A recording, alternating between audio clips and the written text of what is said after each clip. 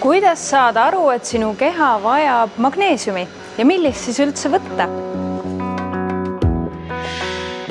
Sel korral räägime hoopis magneesiumist. Magneesium on elutähtis mineraal, mis on meie keha seotud enam kui 600 erineva protsessiga.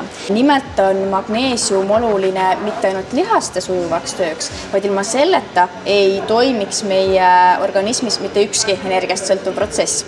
Ning kui meil on magneesiumi puudus, siis sellest annavad tavaliselt märku esimesena krambid, aga ka lihaste tuimus. Tihti me oleme siis ka närvilisemad, meil võib olla ebakvaliteetne uni, me oleme rohkem väsinud, aga ka näiteks südamerütmihäired ja tihedad peavaluepisoodid võivad näidata, et meie kehas on magneesiumi tase madal. No kui toidulisandeid võtta, siis neid on ju ka nii erinevaid, et millist siis peaks võtma, kuidas valida? Mina kohe tuleksin siia Diosporaaltoodete juurde.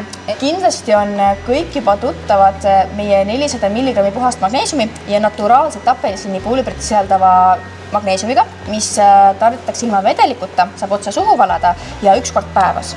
Ja nüüd on apteegiriiulitesse jõudnud ka 2 uut toodet. Kõigepealt magneesium Diosperaal Pro lihastele ja luudele. Tema sisaldab lisaks magneesiumile ka D ja K vitamiini.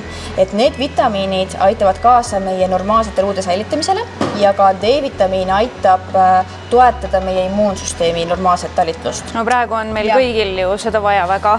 Ja nad on sellise huvitava uue maitsega ka, et tema on meil sellise värskendava passioonvilja maitsega. Ning jällegi tegemist on puulibriga, mida saab otse suhu valada ja ei pea vett peale jooma. Ja 1 kord päevas. Ja tema on siis mõeldud lihastele ja närvidele.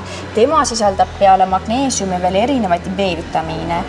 B-vitamiinid on olulised meile toetamaks meie närvisüsteemi, sest just stressiolukordades vajab meie keha just neid vitamiine tavapärasest rohkem.